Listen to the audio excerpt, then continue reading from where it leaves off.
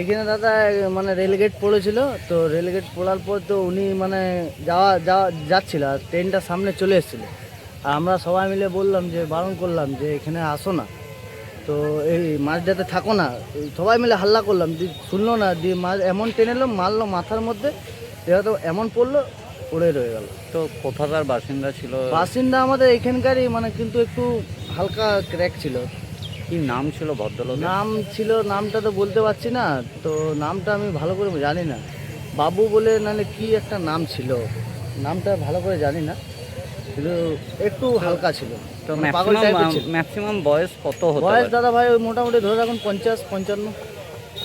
উনি যে এইখানে এই কোর্টমোড়ের বাসিন্দা ছিল? হ্যাঁ, কোট মোড়েরই, আমাদের আশেপাশে এখানে যার বাড়ি দুয়ারে ফুয়ারে থাকতো, ইয়ে করতো, খাবার দিত, আমরা সবাই মিলে মানে খাবার ফাবার যখনই ইয়ে করতো দিয়ে যেতাম, ওই রকম না, কিন্তু লোক ভালো ছিল। ওরা 3 ভাই ছিল, 3 ভাইয়ের মধ্যে এক ভাই এখানে একদিকে এদিকে থাকে, আর একজন চেলিনাগাতে থাকে, আর এই একটা ভাই।